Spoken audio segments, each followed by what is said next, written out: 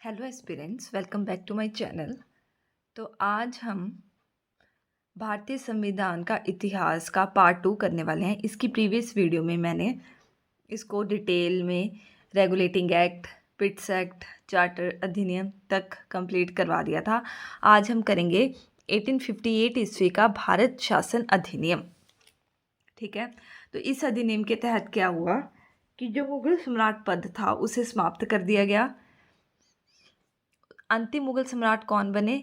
बहादुर शाह जफर। भारत का शासन कंपनी से लेकर महारानी विक्टोरिया के हाथों सौंपा गया। हमने पिछली वीडियो में देखा था जो ईस्ट इंडिया कंपनी थी उसका बोलबाला ज़्यादा होने लगा था, और यही चीज़ जो है अंग्रेजों को पसंद नहीं आ रही थी। उन्हें डर लग रहा था अपनी कंपनी से उनको डर लगने लग पड़ा।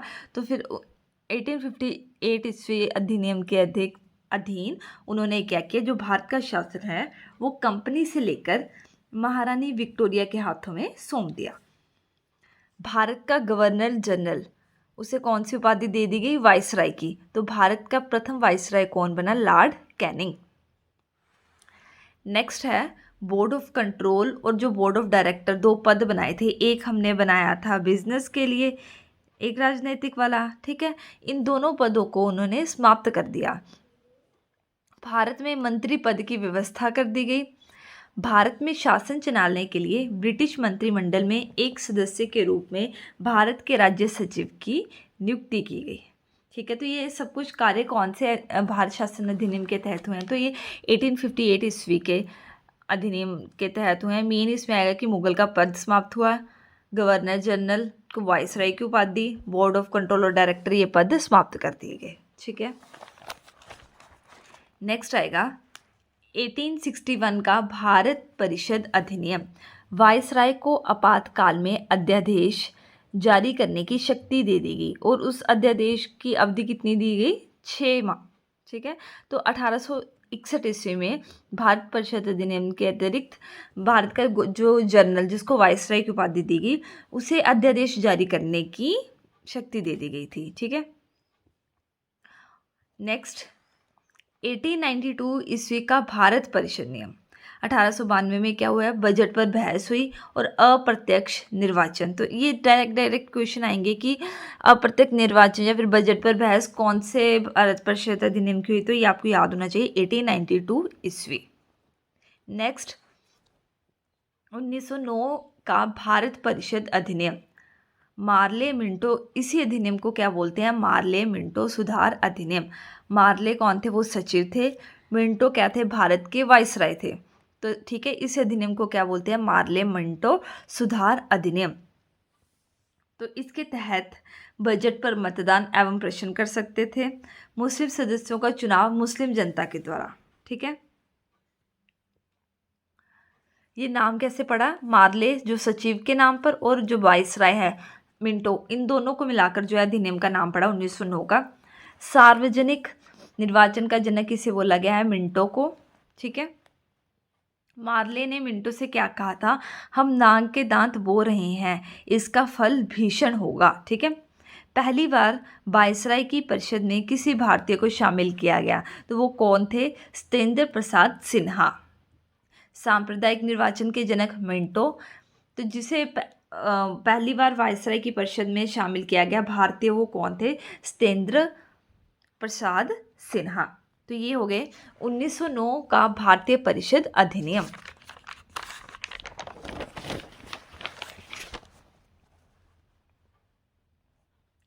अब नेक्स्ट है 1909 के बाद आएगा 1919 ईस्वी का भारत शासन अधिनियम। ठीक है, इस अधिनियम को 1909 का नाम जैसे डला वैसे ही 1919 का नाम डला मॉन्टेग्यू चेम्सफोर्ड एक्ट। ठीक है, सेम जैसे पहले जो थे वो सचिव थे, इसमें भी जो फर्स्ट मॉन्टेग्यू हैं ये सचिव थे, और चेम्सफोर्ड क्या थे? वाइसराय थे। फिर उसके बाद केंद्र में द्विसदनात्मक विधायिता की स्थापना की गई। प्रथम राज्य परिषद, दूसरी केंद्रीय विधानसभा। प्रांतों में द्वैत शासन होना शुरू कर दिया गया। ठीक है, महिलाओं को वोट देने का अधिकार मिला कब? 1926 ईस्वी को। सांप्रदायिक निर्वाचन का विस्तार हुआ, सिख और ईसाई दो। प्रत्यक्ष निर्वाचन हुआ, ठीक है। केंद्रीय बजट को राज्य के बजट से अलग कर दिया गया और केंद्रीय लोक सेवा आयोग, ली आयोग बोलते हैं, उसकी स्थापना की गई 1926 ईस्वी को। तो ये सारे हैं 1919 का भारत शासन अधिनियम। इसमें राज्य परिषद, केंद्रीय विधानसभा परिषद, महिलाओं को वोट डालने का अधिकार, सांप्रदायिक निर्वाचन का विस्तार और प्रत्यक्ष निर्वाचन, ठीक है। एक थोड़ी सी एडिशनल इन्फॉर्मेशन है कि जैसे बंगाल में भी द्वैध शासन हुआ था, ये किसने शुरू किया था? तो ये रॉबर्ट क्लाइव ने शुरू किया था और समाप्त किसने किया था? वारेन हेस्टिंग्स ने समाप्त किया था। नेक्स्ट है 1935 ईस्वी का भारत शासन अधिनियम। पिछले अधिनियम में हमने ये देखा कि प्रांतों में द्वैध शासन शुरू हुआ था ना, लेकिन इस अधिनियम के तहत क्या हुआ? जो प्रांतों में द्वैध शासन शुरू हुआ था उसे समाप्त कर दिया गया, केंद्रों में द्वैध शासन को लागू किया गया। भारतीय संविधान पर सबसे ज़्यादा प्रभाव इस अधिनियम का पड़ा था। भारत में अखिल भारतीय संघ की स्थापना कौन से अधिनियम के तहत हुई है? तो 1935 ईस्वी का भारत अधिनियम।